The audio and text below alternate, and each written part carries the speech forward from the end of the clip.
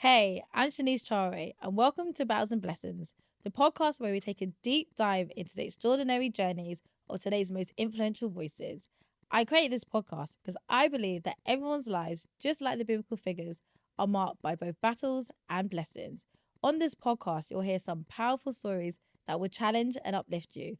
All right, let's dive into today's episode. Hey, Mercedes. Hello. How are you? I'm good. I'm feeling colourful. I'm You're happy to be fantastic. here.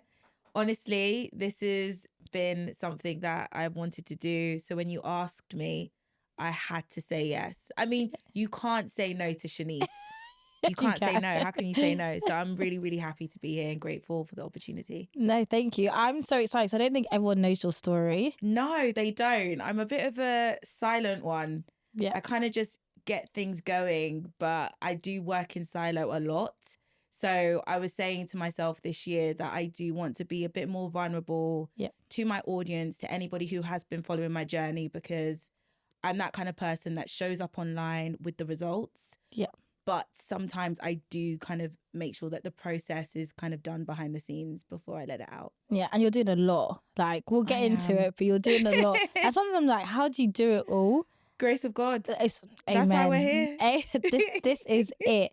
So for those who don't know this wonderful powerhouse, this is Mercedes Benson, who is a cultural strategist and the founder of Social FIXT, a platform dedicated to connecting diverse talent with opportunities in the creative industries. She's worked with major brands like Adidas, YouTube Music, Google, and Complex, using her expertise in her influencer marketing and digital strategy to create culturally resonant campaigns.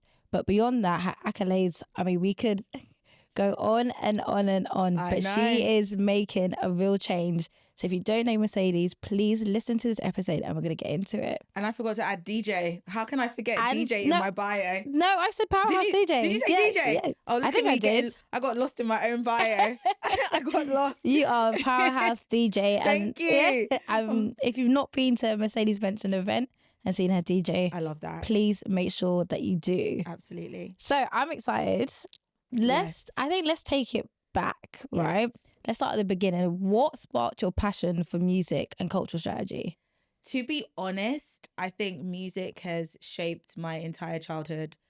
So growing up with my mum, a lot of the times I had to stay at home while she worked, single parent family. Yep. And so being an only child as well, it meant that my only source of entertainment was the TV and the mirror. It was watching MTV Base back to back, then changing it to Channel U, then changing it to The Box, then changing it back to MTV Base, and just kind of doing that Sky TV loophole where you knew that there were certain channels that had black music on it. And so I would just do that loop.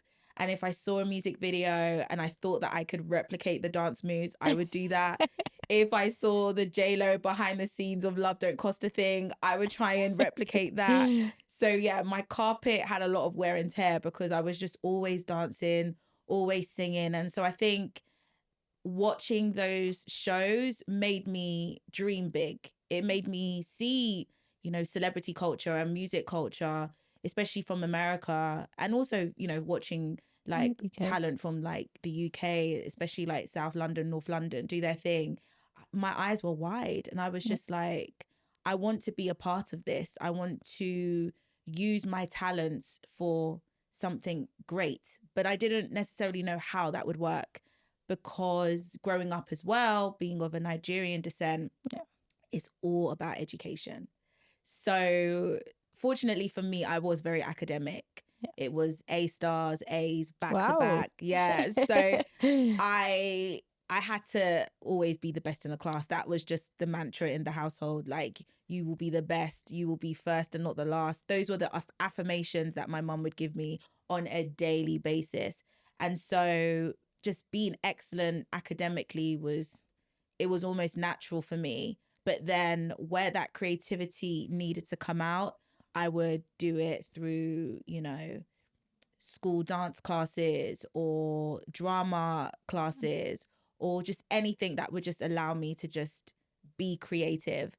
Sometimes it would tend to be done in secret because I don't think my mum wanted to see that I was focusing too much on the creative side of things.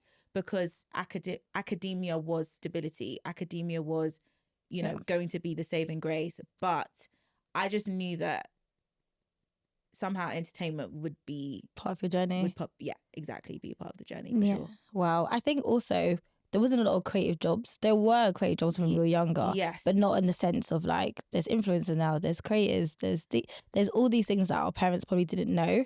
So your mum was probably thinking, actually, I don't want you to go into a field where there's not that many jobs. Yeah, there was no certainty that the creative industry or the entertainment industry would be fruitful. Also, with entertainment, there were horror stories. You know, there was a lot of rising stars and the decline of the rising stars. There's drugs, there's alcohol. You know, really worldly things are happening in the entertainment industry. So growing up in my household and then also growing up in the church, it's like, unless it's the gospel side of things, unless you're trying to be the next, you know, Kirk Franklin or whoever, then working in music, it just wasn't, it wasn't of God. And also there were too many horror stories of how it would go wrong. So even I, as much as I loved watching what I was seeing on TV, I wouldn't have been able to create a tangible career plan from that.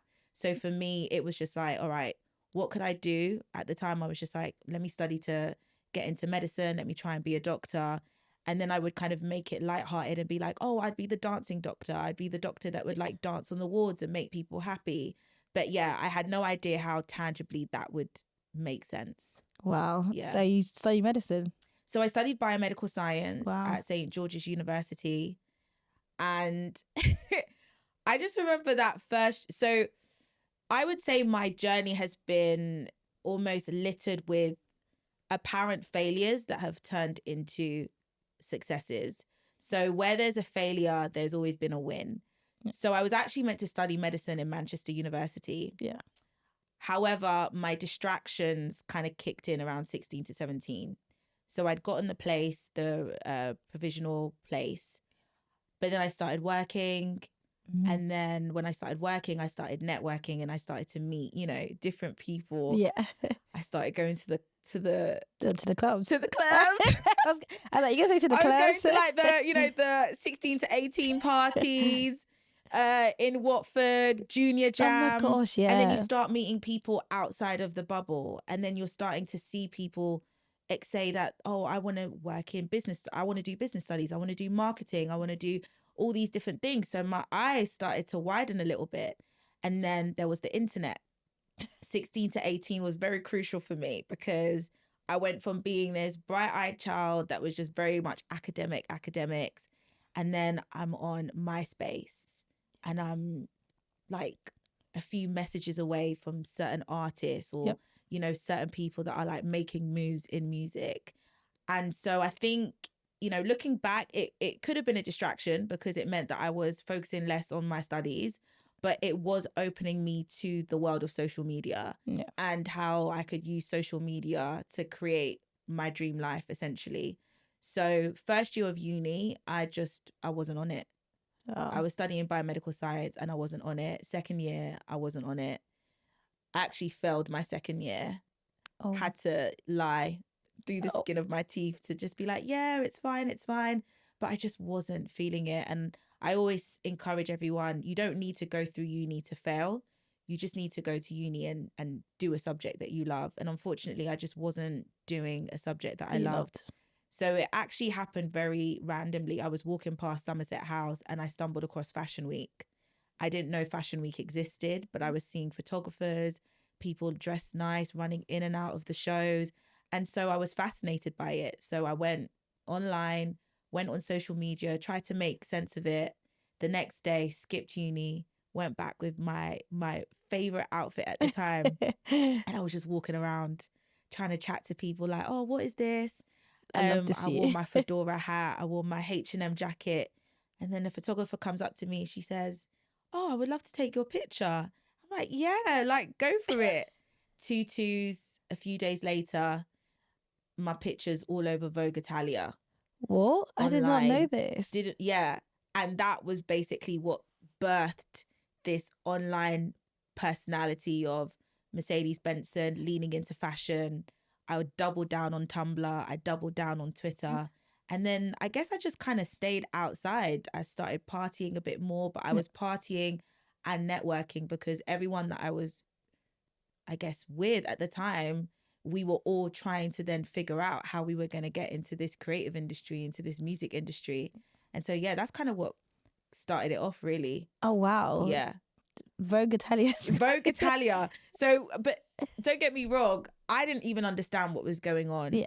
But I just think with every moment that I decided just to take a risk and just to experience something different, for me, it was probably pushing me into a path and a purpose that maybe I just didn't know God had in store for me. Yeah. So yes, it took rebellion on one side, but it also took me listening to myself, listening to that inner voice and kind of trusting the journey. And that kind of got me into entertainment marketing. And we could go on. No, we need to.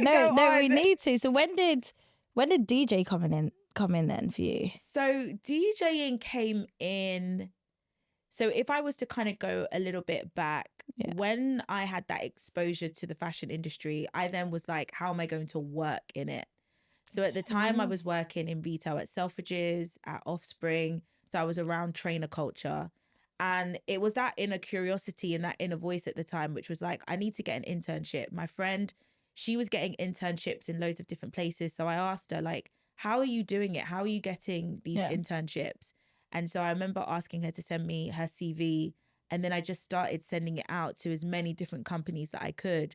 And because I was working in the trainer industry, I sent it to Adidas. I called up the Adidas HQ. Wow. Went on the internet, found their number. And I was just like, hey, I want to get an internship. I want to get a work experience at Adidas. Can you help me? And obviously back then, a lot of things were just different. You know, it was, I think things were a little bit more accessible, but in a very like traditional way. Yeah. So you could call up an office and ask and these actually things. speak to someone. Yeah, and actually speak to someone, not some AI chatbot or whatever. Yeah. So I called up and they were just like, okay, well, we'll send us an email to our reception and then we'll forward it on. Yeah. And so I did that. And lo and behold, maybe a few months later, I got an email from Aquia, who you would know is one of Stormzy's brand managers. And she was working at Adidas at the time. And she was like, hey, would you like to come in for 2 weeks work experience? And that 2 weeks work experience in the Adidas entertainment marketing department changed my life. Wow. I walked in, first day, go on a shoot with Wretch 32 and Devlin. Second day, Emily Sandé's walking through the door. Third day, I'm bumping into Eddie Caddy. All these names. And I had no idea who they were. Yeah. But I was just soaking it in. And literally, Aquia, Paola, I did not let them go from that moment on. They were my mentor. They were my coaches. I would send my CV to them every day just to be like, can you help me? Can you help me? I think looking back, they were destiny helpers. But yeah, I didn't see it at the time. But for me, it was just like having Black women support your journey when you had no idea on what you were going to do next. That changed the game. And so I basically did about 6 years working in marketing. So I worked in Adidas, I worked for Google, I worked for Complex Media. And these were all people that saw me from afar doing my thing and were saying, hey, I want to give you this opportunity. Unfortunately, when I left Google, I worked for a fashion company and it didn't work out. That was my first experience of failure. Yeah. But at the same time, I was learning how to DJ as a hobby. Okay. So DJ Neptizzle, shout out Neptizzle, and Chris K. Martin, they were teaching me how to DJ on the side. And so when I didn't have a job, that's when DJing became almost kind of like my bread and butter. I knew that I had to figure it out. And so, yeah, that was about 2017. Oh. And since 2017, I was just like, well, if the corporate world, the industry world isn't going to like support me now, let me finally start to lean into my strengths and create a skill set that nobody can take away from me. Nobody can take DJing away from me. And that being a source of income, that's all me. Yeah. And so, yeah, that's pretty much where it started. plan B became plan A, and it's been that ever since. Well, so you had to go through like that battle or that failure for you to now be like, okay, do you know what? 100%. I need to put things into my own hands. Getting fired from that job, it was almost a blessing in disguise, because I do think something was saying that I should go all in, because I was still using social media to kind of build up my personal brand. People were still following my journey from like Adidas to Google. So it was almost like, oh, how is this Black girl being able to work at all these cool companies? So I was getting a lot of questions from young people just asking how to navigate that journey. And so, but would I have gone out and started something myself? No. So it's almost like I needed to be pushed out. Yeah. And that happens to a lot of us. We don't want to listen. Yeah. So sometimes we have to go through the fire in order to listen. Yeah. And that's what happened with 100%. Me. When God actually speaks to us and says, I need you to do something, and we're not obedient, he's like, oh, if you're not going to listen, I'll force you to listen. Absolutely. And sometimes that's what probably he did with you. Yeah, definitely. And that's actually quite exciting. So we spoke about social media quite a bit. How important is social media for your job? For me, it really is my marketing tool. I use social media as my online portfolio, and I've been using that since I was 18. Wow. Obviously, in the beginning, I wouldn't have realized that was what it was going to be. But now I look back, I can actually trace every single step, decision, and pivot that I've done through my social media platforms. And it's actually been a blessing, because a lot of the people that are going to help you, they might not necessarily be immediately around you. Your friends and family are there to support you. Yep. They're there to, bring you joy, entertainment, socializing, and all that kind of stuff. But sometimes the people that are going to change the trajectory of your life, they're literally like over there. And if you're not showing them what you're capable of, in that same breath, you could be blocking your blessing. Yep. And so for me, social media has been a way for me to consistently demonstrate what I'm capable of. And I have met so many people who are pretty much strangers that have allowed me to walk into the next step, because they're just like, I see what you're doing and I want to help you. Yeah. And to be honest, you were that person for me. Me? Yeah.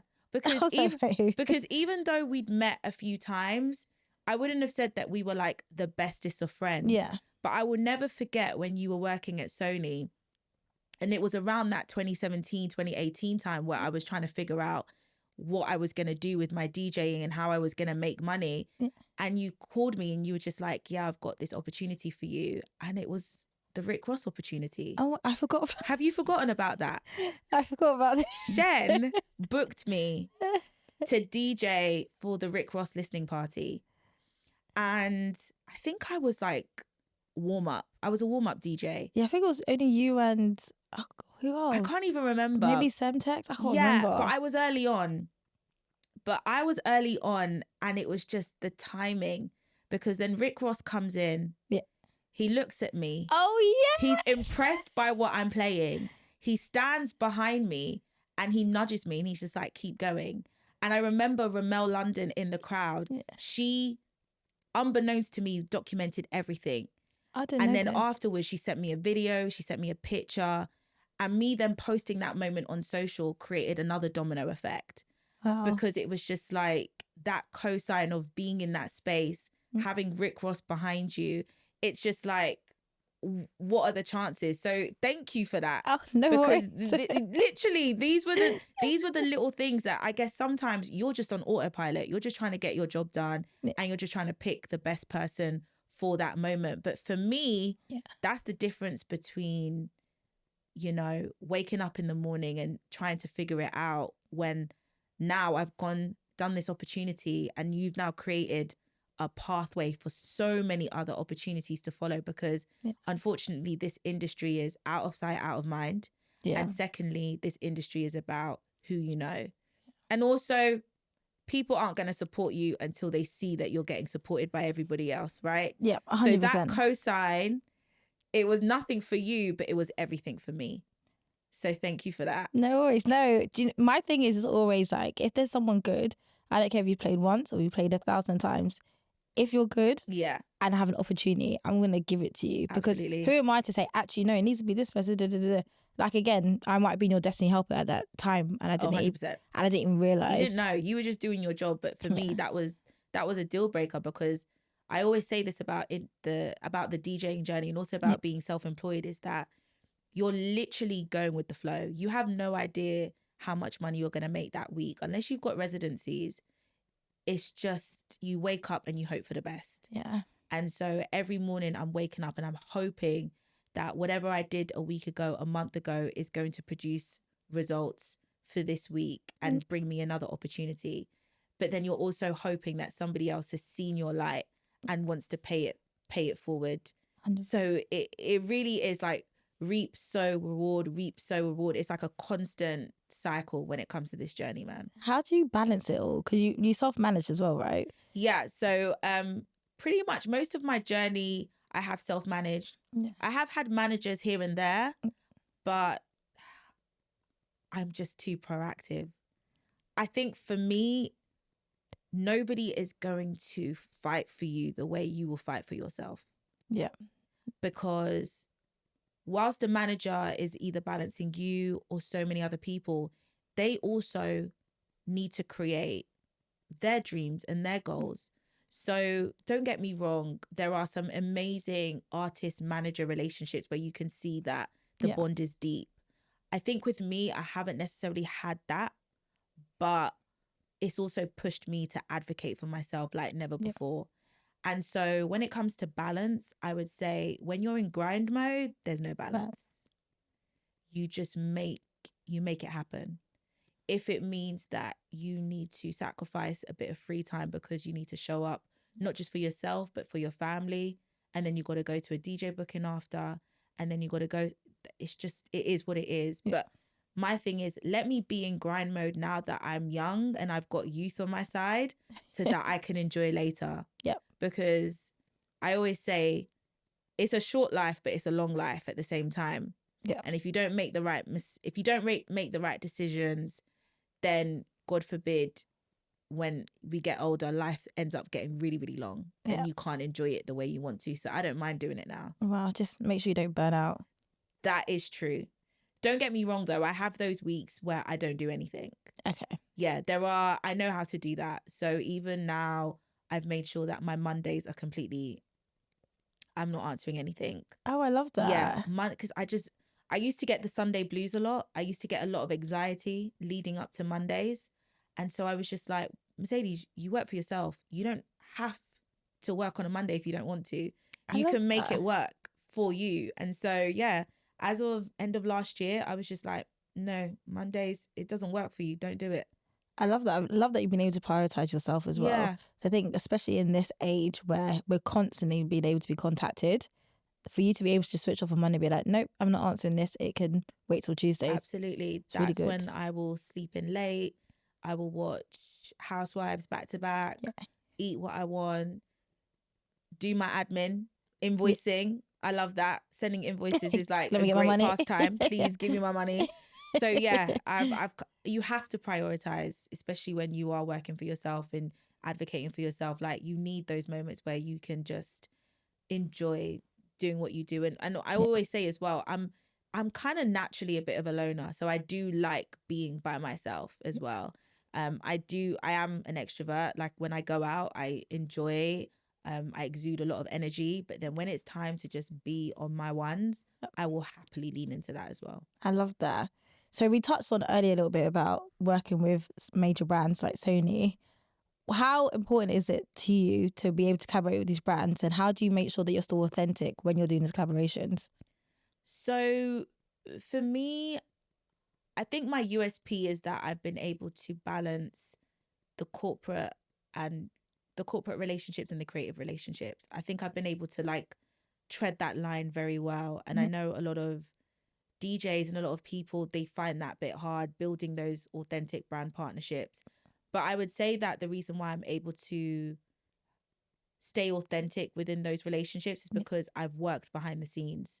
So I understand the language. I understand exactly what they want, and I understand what they're looking for. And because I also take a lot of pride into my brand and my look and my feel, I feel like I will work with brands that get it. Yeah. You know, I will work with the fashion brands, the music brands that are very much in alignment with what I would want to be putting out on a day-to-day. So if it doesn't look good, then it's not going to make sense, you know, or if it's something that I'm not using, then it's not going to make sense. For example, I recently did a campaign with Vinted. That makes sense because I use that app every single day.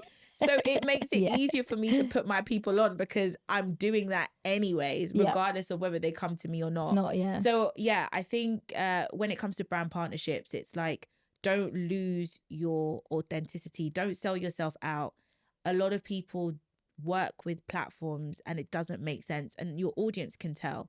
And so yeah, for me, it's just like, I do love the corporate relationships and the corporate partnerships, but I just need to make sure that it aligns with what I would use or what I would embrace, with whether they came to me or not. No, that's great. I love to hear that as well. You're not just doing things for the sake of money.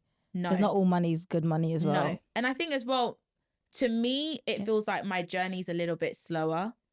Why'd you say that? I would say that I'm a slow burn. I feel like there's been DJs and influencers that their trajectory has been very, very quick. I would say my trajectory has been like slow and steady. Okay. Because I don't have the biggest numbers. I have numbers, don't get me wrong, but they're not massive. They're not like in their hundreds and thousands and so on and so forth.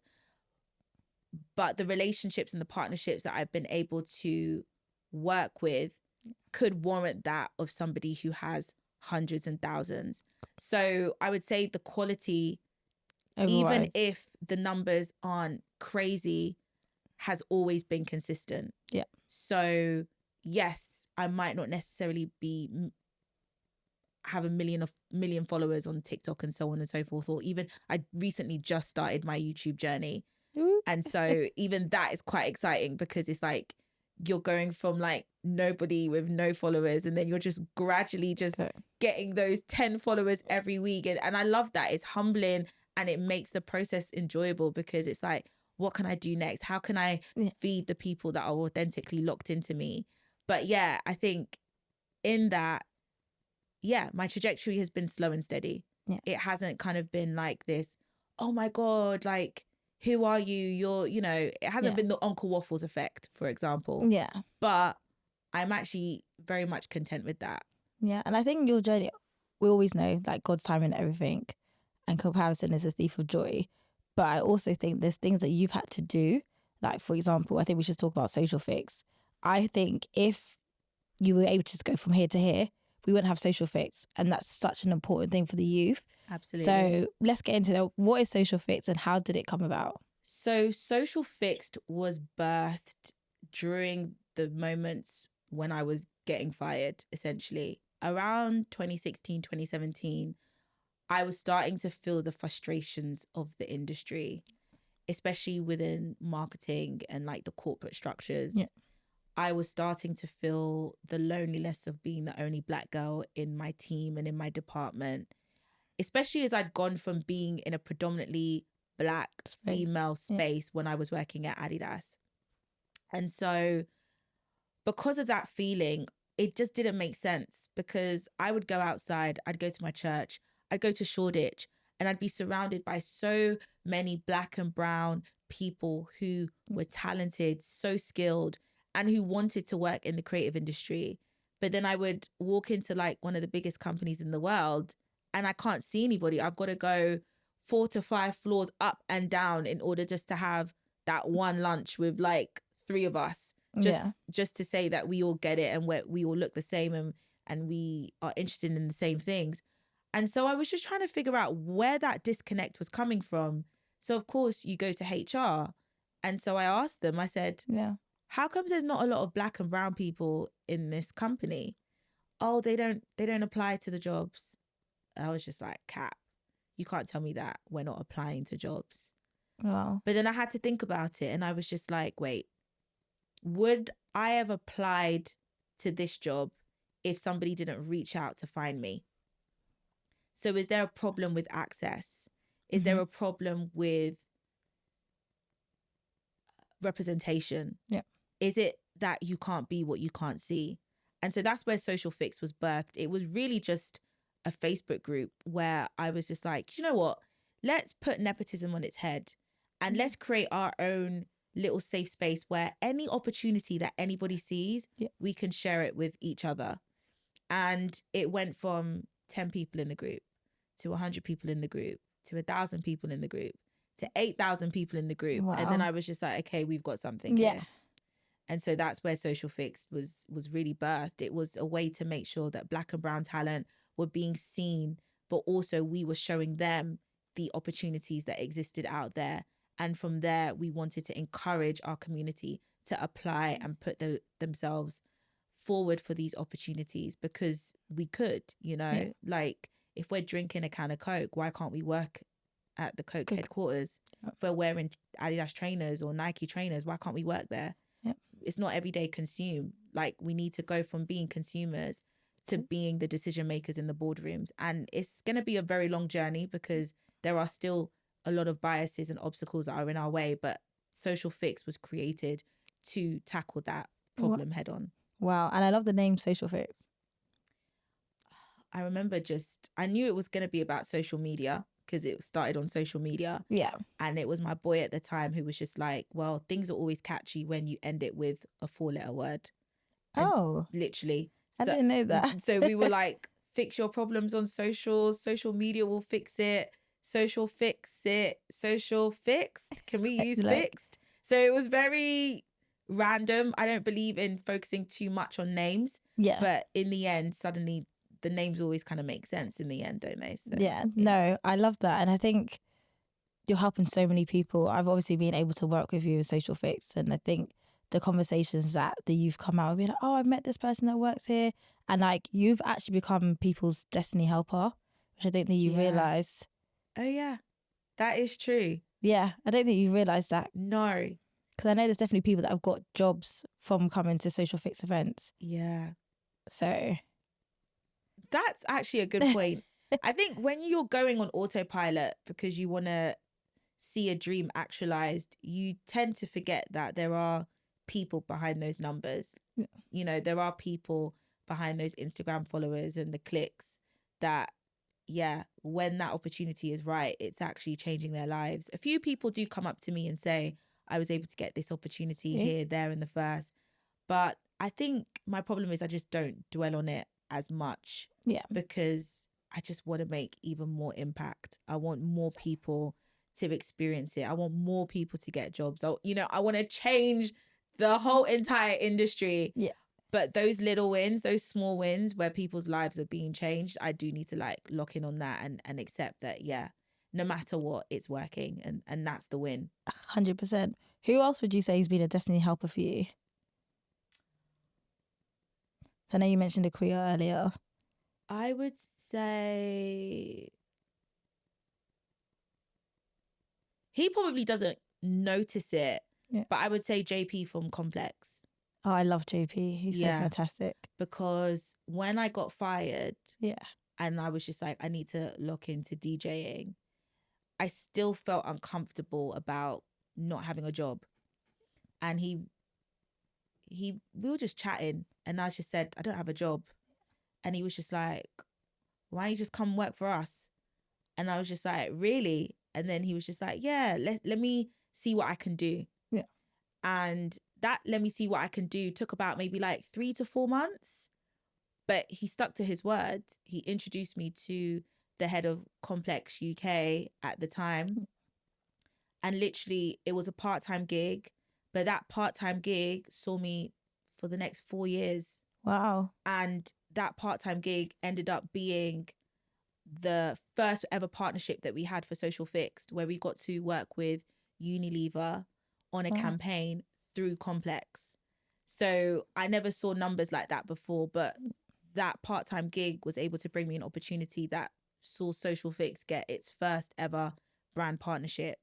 And if it wasn't for JP just saying, I can help you, I'll help you, then that wouldn't have happened. And I wouldn't have understood the art of brand partnerships for my own business, thoughtless of brand partnerships for other companies. Wow. So yeah, big up JP all the time. He's great.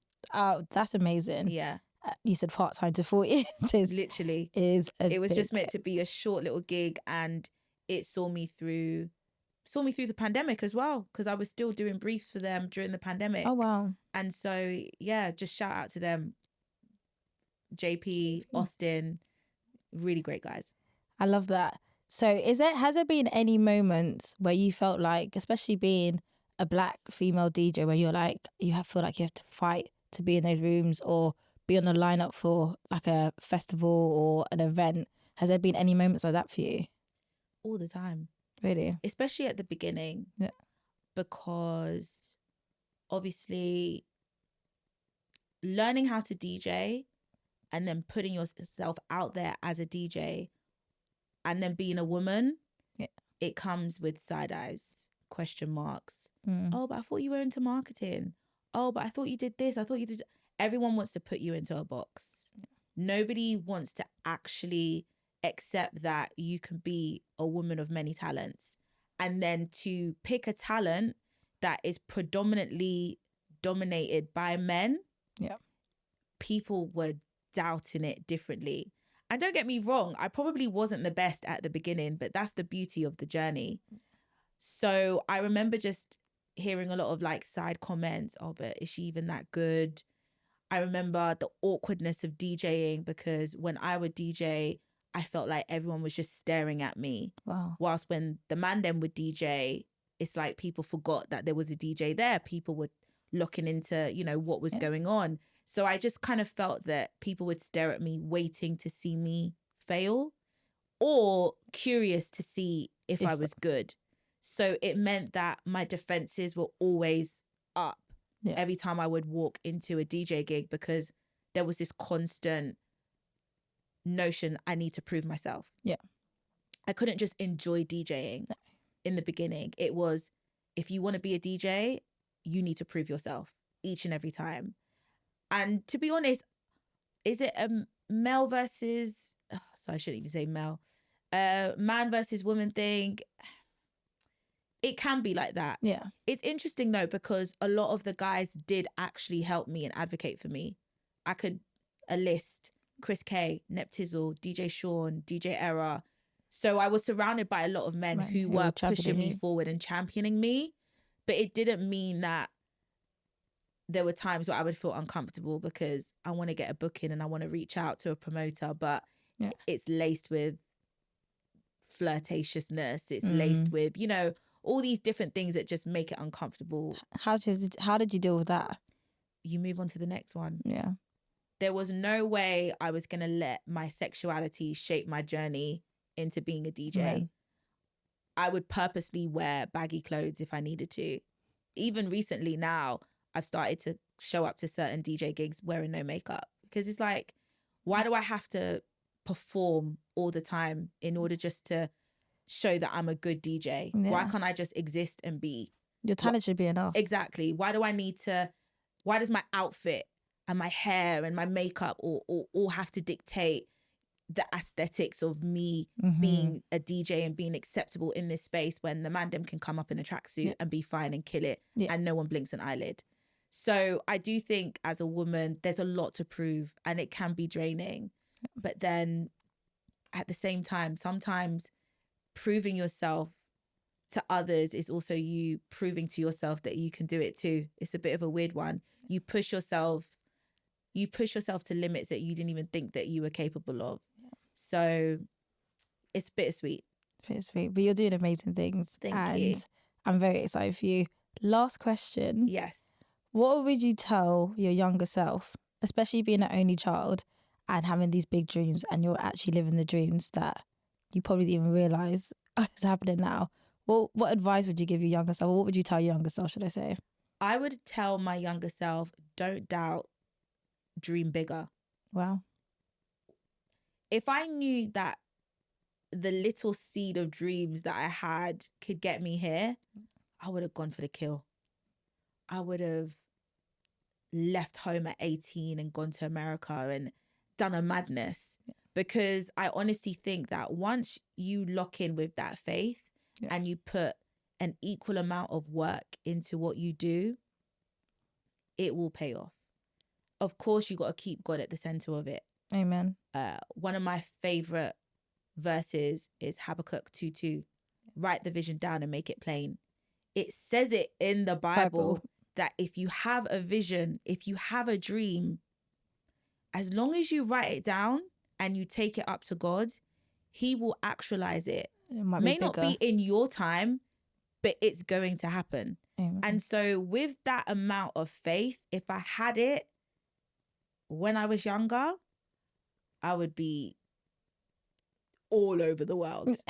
We're still getting started. Like, it's just the beginning, but I'm sure I would have hit so many key moments earlier on in my career. Yeah, but you're doing everything that God wants you to do. Absolutely. So yeah, God's time is the best. It's literally one of my Nigerian names, Ogechi. It means God's time is the best. Oh, I love So that. It's in my name. It's in your name. So I always have to trust him. I'm excited for you. This has been such a great conversation. Thank you. And I've learned a lot about you, Yay. which is great. How do people find you and Social FIXT? So if you want to follow me, it's Mercedes F. Benson on pretty much everything. Yeah. And if you want to find a new opportunity in the creative industry, come, learn, build your confidence, fix your CV, fix anything career related, then it's at Social FIXT, and that's FIXT, FIXT, on Amazing. everything. Yay. Thank you so much. I can't wait for everyone to hear this. So excited. Thank you so much. I'm sure loads of people are going to be inspired by your journey. I hope so. And thank you. Thank you, Sheniece. Yeah, love you. Me too. You just listen to Battles and Blessings. Thank you for listening to today's episode. We all go through ups and downs, so I hope this episode brought some comfort to you. Remember, don't get complacent during your blessings and do not give up during your battles. Please don't forget to like, follow and subscribe. I'm Sheniece Charway and you just listened to Battles and Blessings.